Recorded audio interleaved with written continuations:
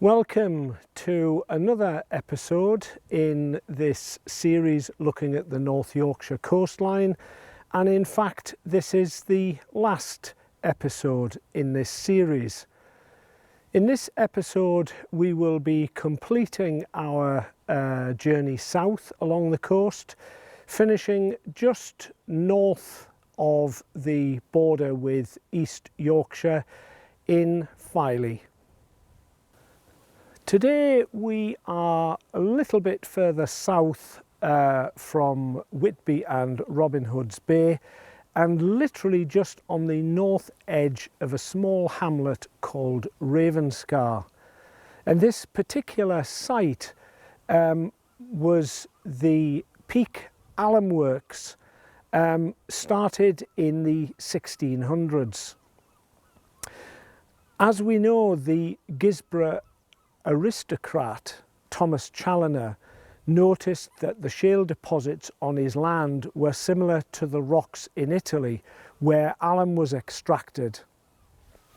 As we discussed in the last episode, alum was much sought after by the aristocracy of the Tudor period. Their extravagant clothes were decorated using natural plant dyes which faded when washed. Alum was discovered to act as a fixative, making the dyes colour fast.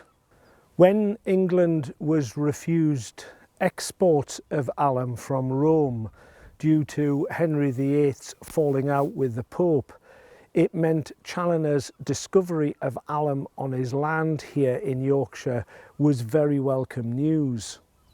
And so he began the development of alum quarries up and down this part of the coastline. The process of extraction was very complicated and took months to complete, but such was the demand for alum at that time, it was worth the effort. Boys as young as 7 dug the shale out of the quarry face and placed it into barrows. It was then tipped onto huge brushwood fires known as clamps. Seaweed was added to provide the potash content. We mentioned in the last episode about coal being brought into Whitby from Sunderland. Well, it was that coal that kept the fires smouldering continuously all year round. As the grey-coloured shale burned, it turned pink, and it was raked out and transferred to leaching pits where it was washed. More fresh shale would be added to the fires to keep the process going. From the leaching process, a liquid aluminium sulfate was produced. Being mildly toxic to handle, it was allowed to flow along channels down to the alum works and mixed with human urine. If you recall from the first episode, alum is a combination of aluminium sulfate with either potassium sulfate or ammonium sulfate. Human urine provided unlimited quantities of ammonium at no cost.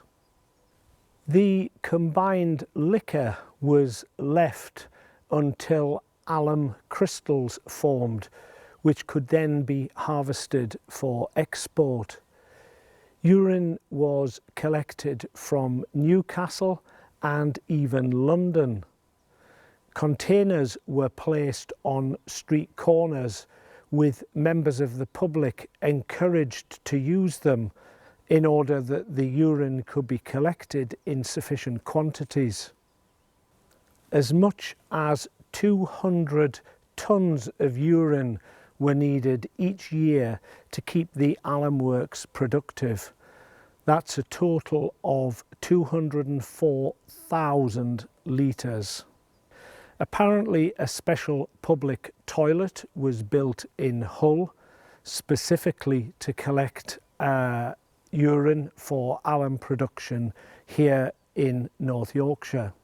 Many ships and boats would come and go every day all along this coast, bringing a cargo of urine in and taking alum and ironstone out. By 1855, alum was being produced synthetically. Around the same period, aniline dyes had been developed in Germany, which contained their own fixative. By 1871, the last alum works in Yorkshire closed as the new process was cheaper and more efficient. Just the ruins of the former works remain today, and if you're doing the Cleveland Way literally comes right through the Peak alum works.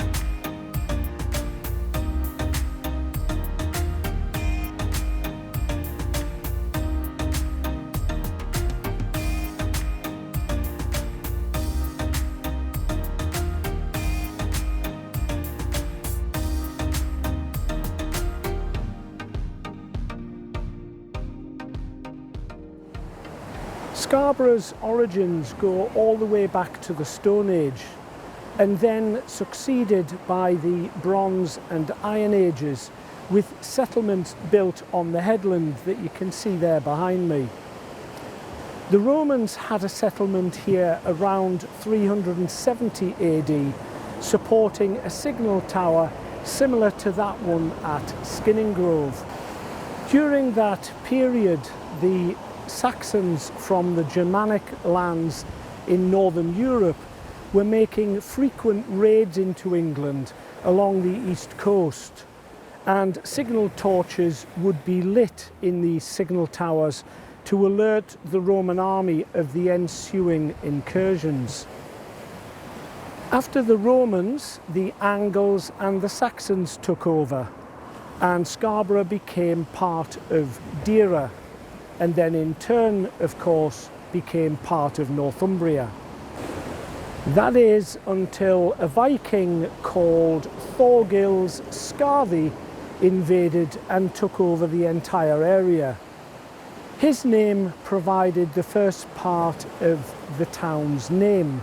Scarth became Scar, and the borough bit is a modern derivative of burg, meaning fortified settlement, referring to the site occupied by Scarborough Castle that you can see there behind me. Living under Danelaw, Scarborough continued peacefully until 1066, when it was invaded, not by William the Conqueror, as you might guess, but by the Norwegian king Harald Hardrada, and he was assisted by Tostig Gudwinson. Tostig Gudwinson was an Anglo-Saxon earl and the brother of King Harold II. Tostig invited Hardrada to invade England in an attempt to overthrow King Harold. So Hardrada and the Norwegians landed at Scarborough and completely burned the town, killing everybody. Tostig and Hardrada didn't have long to celebrate their success, as both of them were killed along with most of the invaders at the Battle of Stamford Bridge in September of 1066. Of course, King Harold himself was killed and his army defeated only a month later at the Battle of Hastings. Scarborough lay waste for much of the William Conqueror's reign and his successors, until it was revived by Henry II, the first Plantagenet king, in 1154. Henry was a strong king and built the castle keep here in 1158. Soon a small town sprang up around the castle and markets were held for local traders and craftsmen. By the 1200s, Scarborough had developed into a busy market town and port. The major export was Yorkshire wool. In 1253, the town was granted the right to hold an annual fair, which wasn't unusual, except that Scarborough Fair went on for 45 days. And that was from mid-August to the end of September each year. It became the inspiration for Simon and Garfunkel's song in 1966. And before you panic, I won't ruin your viewing by attempting to sing that for you. The 1200s also saw the friars arrive in Scarborough. Whereas monks remained recluse, friars went out into the community preaching and helping the poor. 3 separate communities existed: the Franciscans wearing grey tunics, the Dominicans wearing black, and the Carmelites wearing white. In 1349, Scarborough was hit by the Black Death plague, which almost wiped out the population of 3,000. Scarborough continued to decline with the closing of the friaries after the dissolution of the monasteries by Henry VIII. During the 1600s, Scarborough, and in particular the harbour, was revived and regenerated once again, this time because of the coal trade from Newcastle and Sunderland. As we just heard at our last destination, at that time coal was needed for the alum trade along the North Yorkshire coast, but it was also exported by sea all the way south to London and across to Europe. The coal ships, known as colliers, often docked here in Scarborough on their way south before they crossed the North Sea to Europe, especially in rough seas. In 1626, Mrs. Thomason Farrer discovered a natural spring at the base of the cliffs on the south shore. The water tasted bitter and stained the rocks a reddish brown. She was the wife of John Farrer, the bailiff for Scarborough, and news quickly spread about the healing properties of the water. The water was analysed by medical professionals and found to contain high levels of magnesium sulfate, similar to Andrew's liver salts of today. Very quickly, Scarborough became a spa town, attracting the rich from London and all over Yorkshire long before Bath and Brighton became popular. By the 1700s, doctors were claiming that bathing in seawater was good for health, and Scarborough once again answered the call. Already it was fast developing into Britain's first seaside resort. In 1737, a collapse of the cliff buried the spring and the spa house. Within 2 years, The impressive spa building you see today was built, opened in 1739, and the spa well restored, proving its value to the town. The coming of the railways in 1845 brought a new wave of visitors and tourists during the Victorian era, and Scarborough was cemented as the quintessential seaside getaway destination, but all the while remaining a busy fishing port and harbour. There are lots of attractions here. Don't miss the Georgian Rotunda Museum with its collection of locally found fossils and geological displays. The Scarborough Art Gallery with its permanent collection of Sir Frederick Leighton's work. Also the Maritime Heritage Centre, and in St Mary's Churchyard is the grave of Anne Bronte. She was the Bronte sister who wrote The Tenant of Wildfell Hall. She had come to Scarborough hoping the spa water would help her recover from tuberculosis, commonly known then as consumption. Alas, it didn't help, and she died at the Grand Hotel, which overlooks the South Bay. Sister Charlotte said she should lay where the flower had fallen, rather than be buried at her home in Haworth. The list of attractions here is endless. Everything you can imagine you might find in a seaside resort, a British seaside resort. Bespoke craft shops, vintage sweet shops, ice cream and candy floss galore, and of course the British iconic fish and chips.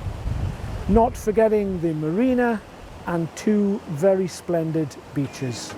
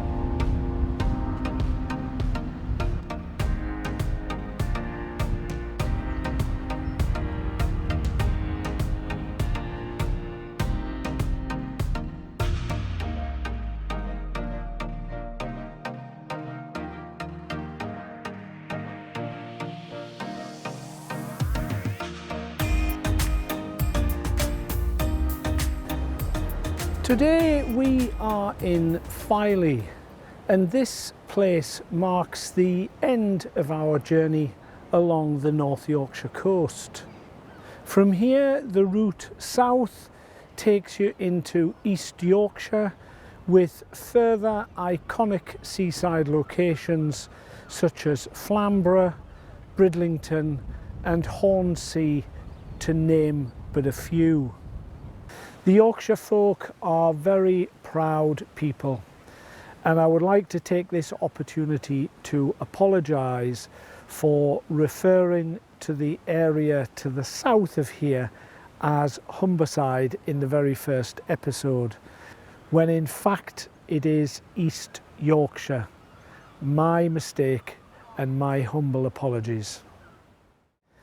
As with previous locations we visited in this series, the rich resources of the North Yorkshire coast have been exploited by hunter-gatherer communities right back to Paleolithic times, spanning a period from 500,000 years to 10,000 years BC.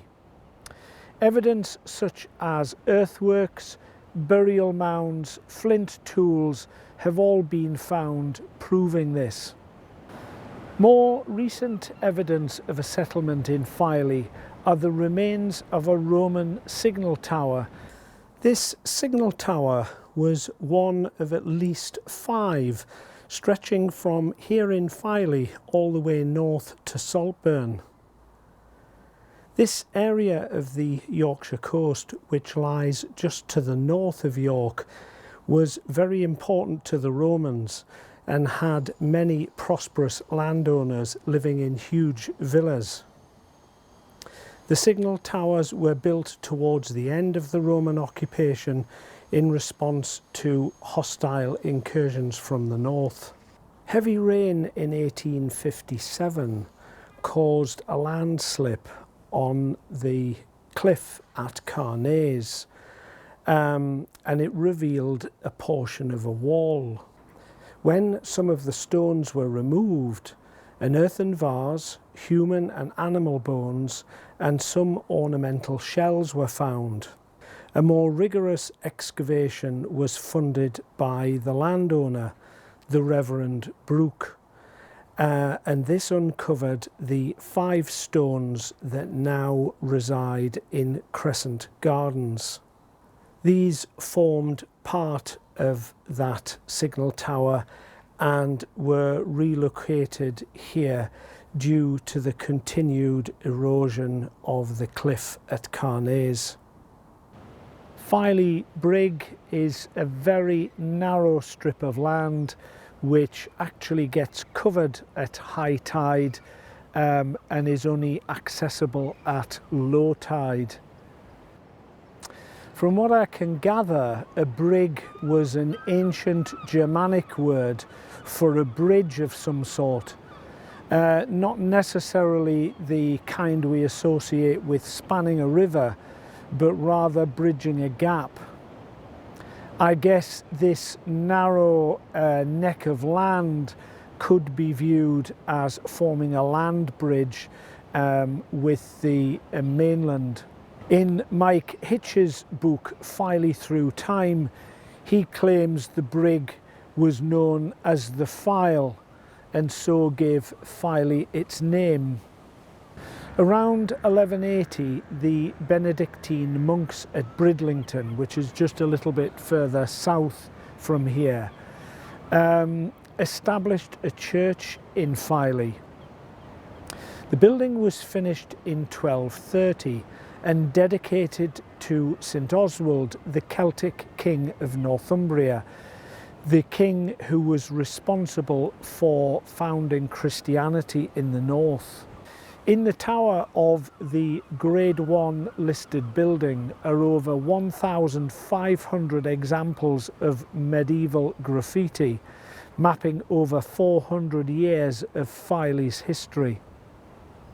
Unfortunately, the church was closed on my visit, so I wasn't able to get in and film that graffiti. Fishing has been the mainstay of this town for centuries, mostly done by cobles, and the main catch being sea trout, herring and haddock. Filey remained a fishing village right up until the late 1700s, when the tourists from the crowded beaches at Scarborough overspilled into Filey looking for peace and quiet. A wealthy Birmingham solicitor called John Wilkes Unet bought land here in 1835 and built a grand crescent terrace of houses, later known as Royal Crescent. And the crescent I'm talking about is literally right in front of me as I'm speaking to you. During the 1850s, Charlotte Bronte visited Filey several times, seeking recuperation from ill health, similar to her sister Anne's visit to Scarborough. We know Anne died of tuberculosis, which ran right through the Bronte family, and it actually killed most of them. Charlotte Bronte was only 38 when she died, and the last of the Bronte sisters to die. She was newly married and heavily pregnant and suffered severe morning sickness. Although her death certificate reads that she too died of TB, it is now widely thought that she died of a condition called hyperemesis, or HG, through dehydration and malnutrition. Unlike Anne, Charlotte was buried in Haworth with the rest of her family. Another interesting fact here in Filey is that it had its own flying school, and that was 1910 to 1912. The Wright brothers had amazed the world with their heavier-than-air powered flight on the 17th of December 1903 in North Carolina, USA. This sparked a drive to develop this new mode of transport commercially. In Europe, the French then took the lead in developing flight, with Louis Blériot developing his monoplane and successfully navigating the English Channel.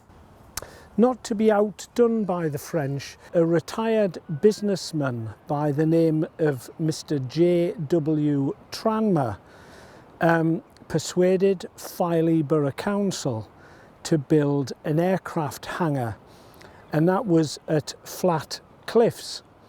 There'd been a new concrete ramp built for boats to access the beach, so this was an ideal way of getting the aeroplanes down onto the sands.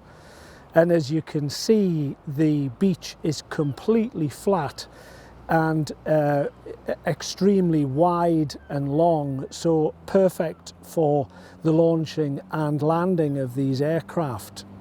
For one reason or another, Tranmere's flying club struggled to gain funding, and an advert was placed in the Flight magazine in 1911.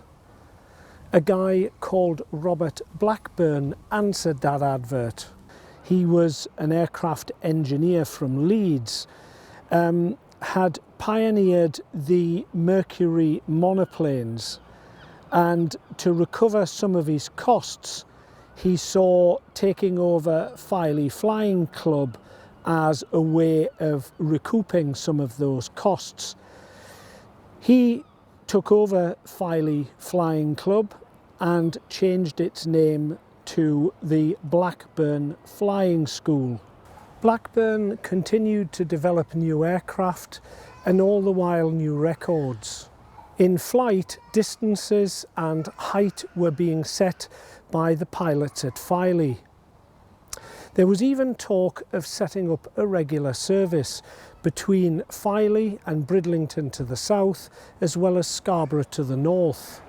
All went swimmingly well till a December afternoon in 1911. One of the flying instructors, a chap called Hubert Oxley, along with Robert Weiss, one of his students, embarked on a flight to Leeds, which he had done several times before. He took off from the beach on a trial circuit, encircling the town and reaching a height of 500 feet. His intention was to land back on the beach before attempting the longer flight to Leeds. The normal method of landing these early planes was to switch off the engine and glide down, but Oxley liked to land with the engine running. As he pointed the aircraft towards the ground, it went into a steep dive at 150 miles per hour. The velocity of the dive ripped both wings from the aircraft, because bear in mind these were very, very flimsy, very, very light wood with stretched canvas over the frames. The wings sheared off and Oxley was thrown out. He fell to the beach, breaking his neck, and died instantly. Wise was stuck in the fuselage, and although he survived the impact with the ground, he died of his injuries an hour later. The town were in shock for a long time, as they were both very popular men in Filey, known by everyone. After that, Blackburn moved the aircraft company, which it had become by then, and moved it to Brough in East Yorkshire, and Robert Blackburn remained in charge, the chairman of that company, until his death in 1955. The aircraft company still exists, but it's now part of BAE Systems. If you want to find out more on this particular episode, then there is plenty of information online, and of course if you visit Filey, there are information boards all over the seafront to give you the finer details of this amazing story. But who would have thought, you know, this sleepy seaside village, and it was the host to the early pioneers of flight. Amazing. In 1939, the beginning of the Second World War, work began on Butlins holiday camp, which is the thing that most springs to people's mind when you mention Filey. It never was used as a holiday camp on completion, because by then the war was in full swing and it was used by the RAF throughout World War II. At the end of the war, it was handed back to the holiday company, and it was opened for its intended use as a holiday camp. Butlins opened several holiday camps in many English resorts during the late 1940s.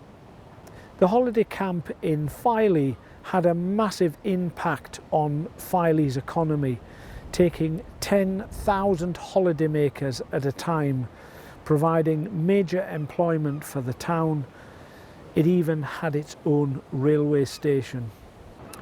By 1984, cheap foreign holidays were the mainstay of the British public, and it drove Butlins to close, and so too did the station.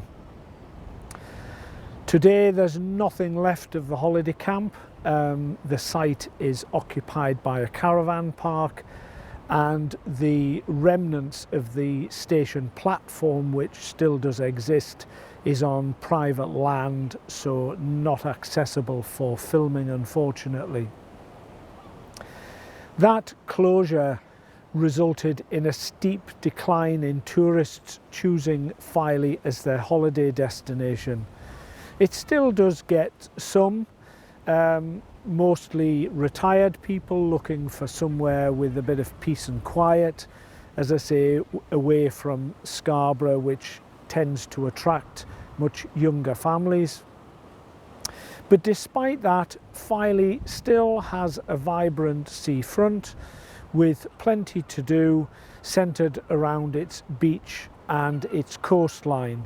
And here behind me is a putting green, a little bit further up is a golf course, lots of fine restaurants and eating places, so still well worth a visit. In 2018, the town was included in the cycling event Tour de Yorkshire, and that was for the first time. 2 miles just to the north of Filey, so if you're coming in from Scarborough, it's literally just before you get into Filey itself. There's a vintage steam museum. Now, the owners were very kind to let me in this morning to film, and so you can see what's available inside. But it is important to note that this is a museum and not an indoor play area. So there is fairground rides, vintage fairground rides, but they're there purely as an exhibit. They're not working or functioning for children. Large collection of vintage vehicles, as well as the steam traction engines and the steam organs and Wurlitzers. Well worth a visit if you're coming to Filey. But as I said, purely a museum, not for an indoor play area.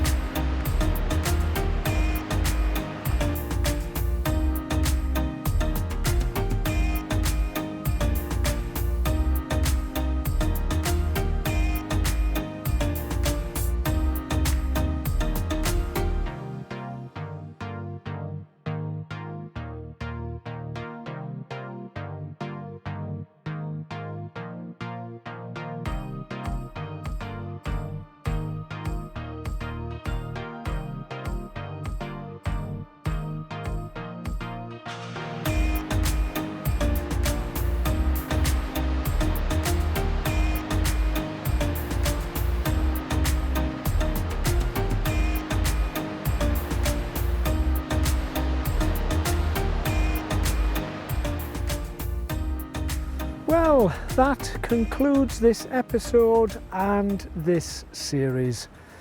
I do hope you've enjoyed it and found it entertaining and enjoyable.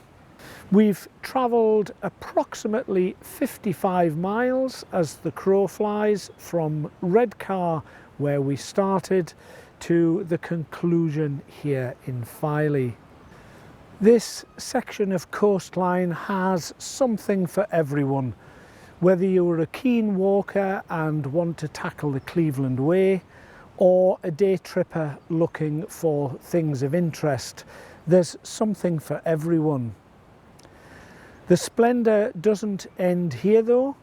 Just a few miles further south down there is Flamborough Head, Bridlington, Skipsea and Hornsea, all with their own history and attractions. However, this is a story for another day. I would like to reiterate my message of safety, as I've already expressed several times throughout this series. If you compare this coast with that of the Northumberland coastline, which I filmed in 2020, it is practically all sand dunes along its shores all the way to Berwick on the border with Scotland, making the beaches easily accessible at any point along its entire length. The beaches on this coastline, however, are not as accessible. In fact, quite the opposite. Large parts of the coast are fringed with 600-foot cliffs with no way down or back up. They are even too dangerous for climbers, as the crumbling shale rocks that form the cliffs regularly give way and collapse into the sea. At low tide, you can walk many miles along the beautiful flat sandy beaches from various access points, but many visitors get caught out by the incoming tide and stranded with no way off. You should always be aware of tidal times and make sure you return before being trapped. The inshore lifeboats situated all along this coast work tirelessly in the spring and summer, rescuing people who've become stranded. Also bear in mind there is often no cell phone signal at the foot of these cliffs, so calling for help isn't always possible either. I'm not trying to put you off visiting here. It's an amazing part of the English coast. But I'm just issuing that note of caution. In my view, the best way to see this coast is to embark on the Cleveland Way, which you can do in short, doable sections. The route takes you right along the cliff tops and you get some stunning views. If you're not a walker or your mobility is restricted in some way, then the places I have shown in this series are reasonably accessed by car. As I always say, it takes months to do the research and many hundreds of hours to do the filming and post-production. So please show your support by subscribing to this channel, as this allows more people to see my work and lets me know that you enjoy my films. I always reply to messages, positive ones that is, so please send me a message and give me some comments.